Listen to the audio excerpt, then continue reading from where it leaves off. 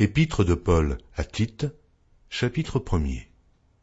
Paul, serviteur de Dieu et apôtre de Jésus-Christ pour la foi des élus de Dieu et la connaissance de la vérité qui est selon la piété, lesquels reposent sur l'espérance de la vie éternelle, promise dès les plus anciens temps par le Dieu qui ne ment point, et qui a manifesté sa parole en son temps, par la prédication qui m'a été confiée d'après l'ordre de Dieu notre Sauveur.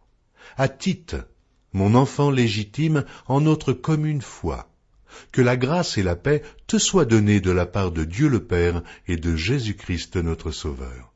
Je t'ai laissé en Crète, afin que tu mettes en ordre ce qui reste à régler, et que, selon mes instructions, tu établisses des anciens dans chaque ville. S'il s'y trouve quelque homme irréprochable, mari d'une seule femme, ayant des enfants fidèles, qui ne soit ni accusé de débauche, ni rebelle. Car il faut que l'évêque soit irréprochable, comme économe de Dieu, qu'il ne soit ni arrogant, ni colère, ni abonné au vin, ni violent, ni porté à un gain déshonnête, mais qu'il soit hospitalier, ami des gens de bien, modéré, juste, saint, tempérant, attaché à la vraie parole, telle qu'elle a été enseignée, afin d'être capable d'exhorter selon la saine doctrine et de réfuter les contradicteurs. Il y a en effet, surtout parmi les circoncis, beaucoup de gens rebelles, de vains discoureurs et de séducteurs, auxquels il faut fermer la bouche. Ils bouleversent des familles entières, enseignant pour un gain honteux ce qu'on ne doit pas enseigner. L'un d'entre eux, leur propre prophète, a dit « Crétois, toujours menteur, méchante bête, ventre paresseux. » Ce témoignage est vrai. C'est pourquoi reprends-les sévèrement, afin qu'ils aient une foi saine, et qu'ils ne s'attachent pas à des fables judaïques et à des commandements d'hommes qui se détournent de la vérité. Tout est pur pour ceux qui sont purs, mais rien n'est pur pour ceux qui sont souillés et incrédules.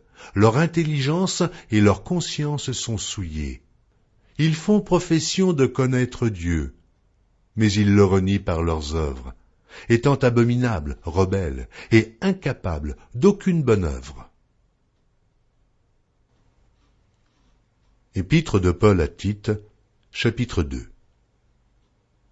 Pour toi, dis les choses qui sont conformes à la saine doctrine. Dis que les vieillards doivent être sobres, honnêtes, modérés, saints dans la foi, dans la charité, dans la patience.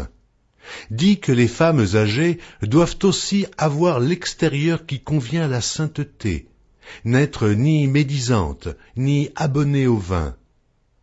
Qu'elles doivent donner de bonnes instructions dans le but d'apprendre aux jeunes femmes à aimer leurs maris et leurs enfants, à être retenues, chastes, occupées aux soins domestiques, bonnes, soumises à leur mari, afin que la parole de Dieu ne soit pas blasphémée. Exhorte de même les jeunes gens à être modérés, te montrant toi-même à tous égards un modèle de bonnes œuvres et donnant un enseignement pur, digne, une parole saine, irréprochable, afin que l'adversaire soit confus, n'ayant aucun mal à dire de nous. Exhorte les serviteurs à être soumis à leur maître, à leur plaire en toutes choses, à n'être point contredisants, à ne rien dérober, mais à montrer toujours une parfaite fidélité, afin de faire honorer en tout la doctrine de Dieu, notre Sauveur. Car la grâce de Dieu, source de salut pour tous les hommes, a été manifestée. Elle nous enseigne à renoncer à l'impiété et aux convoitises mondaines, et à vivre dans le siècle présent selon la sagesse, la justice et la piété, en attendant la bienheureuse espérance et la manifestation de la gloire du grand Dieu et de notre Sauveur Jésus-Christ, qui s'est donné lui-même pour nous, afin de nous racheter de toute iniquité, et de se faire un peuple qui lui appartienne, purifié par lui et zélé pour les bonnes œuvres. Dis ces choses, exhorte et reprends, avec une pleine autorité, que personne ne te méprise. Épître de Paul à Tite, chapitre 3. Rappelle-leur d'être soumises aux magistrats et aux autorités, d'obéir, d'être prêts à toute bonne œuvre, de ne médire de personne, d'être pacifiques, modérés, pleins de douceur envers tous les hommes. Car nous aussi nous étions autrefois insensés, désobéissants, égarés, asservis à toute espèce de convoitise et de volupté, vivant dans la méchanceté et dans l'envie, dignes d'être haïs, et nous haïssant les uns les autres. Mais lorsque la bonté de Dieu notre Sauveur et son amour pour les hommes ont été manifestés, il nous a sauvés, non à cause des œuvres de justice que nous aurions faites, mais selon sa miséricorde, par le baptême de la génération et le renouvellement du Saint-Esprit, qu'il a répandu sur nous avec abondance par Jésus-Christ, notre Sauveur, afin que, justifiés par sa grâce, nous devenions, en espérance, héritiers de la vie éternelle. Cette parole est certaine, et je veux que tu affirmes ces choses, afin que ceux qui ont cru en Dieu s'appliquent à pratiquer de bonnes œuvres. Voilà ce qui est bon et utile aux hommes. Mais évite les discussions folles, les généalogies, les querelles, les disputes relatives à la loi, car elles sont inutiles et vaines. Éloigne-toi, après un premier et un second avertissement, de celui qui provoque des divisions, sachant qu'un homme de cette espèce est perverti, et qu'il pêche en se condamnant lui-même. Lorsque je t'enverrai Artémas ou Tychique, hâte-toi de venir me rejoindre à Nicopolis, car c'est là que j'ai résolu de passer l'hiver. Aie soin de pourvoir au voyage de Zénas, le docteur de la loi, et d'Apollos, en sorte que rien ne leur manque. Il faut que les nôtres aussi apprennent à pratiquer de bonnes œuvres pour subvenir aux besoins pressants, afin qu'ils ne soient pas sans produire des fruits. Tous ceux qui sont avec moi te saluent. Salue ceux qui nous aiment dans la foi. Que la grâce soit avec vous tous. Si donc vous êtes ressuscités avec Christ, cherchez les choses d'en haut, où Christ est assis à la droite de Dieu. Affectionnez-vous aux choses d'en haut, et non à celles qui sont sur la terre, car vous êtes morts, et votre vie est cachée avec Christ en Dieu. Quand Christ, votre vie, paraîtra, alors vous paraîtrez aussi avec lui dans la gloire. Faites donc mourir les membres qui sont sur la terre, l'impudicité, l'impureté, les passions, les mauvais désirs et la cupidité qui est une idolâtrie. C'est à cause de ces choses que la colère de Dieu vient sur les fils de la rébellion, parmi lesquels vous marchiez autrefois, lorsque vous viviez dans ces péchés.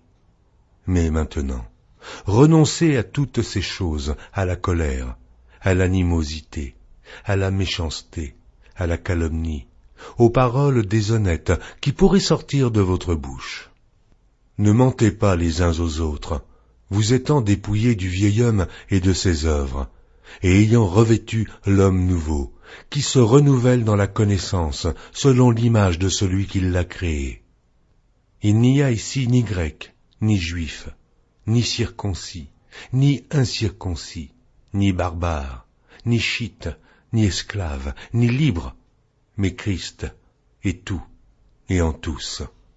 Ainsi donc, comme des élus de Dieu saints et bien-aimés, revêtez-vous d'entrailles de miséricorde, de bonté, d'humilité, de douceur et de patience. Supportez-vous les uns les autres, et si l'un a sujet de se plaindre de l'autre, pardonnez-vous réciproquement. De même que Christ vous a pardonné, pardonnez-vous aussi. Mais par-dessus toutes ces choses, revêtez-vous de la charité, qui est le lien de la perfection. Et que la paix de Christ, à laquelle vous avez été appelés pour former un seul corps, règne dans vos cœurs, et soyez reconnaissants. Que la parole de Christ habite parmi vous abondamment. Instruisez-vous et exhortez-vous les uns les autres en toute sagesse, par des psaumes, par des hymnes, par des cantiques spirituels, chantant à Dieu dans vos cœurs sous l'inspiration de la grâce.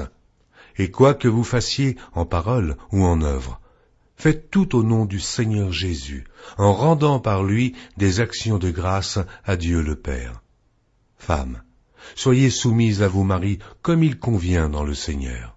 Maris, aimez vos femmes, et ne vous aigrissez pas contre elles. Enfants, obéissez en toutes choses à vos parents, car cela est agréable dans le Seigneur. Pères, n'irritez pas vos enfants, de peur qu'ils ne se découragent. Serviteurs, obéissez en toutes choses à vos maîtres, selon la chair, non pas seulement sous leurs yeux, comme pour plaire aux hommes, mais avec simplicité de cœur, dans la crainte du Seigneur.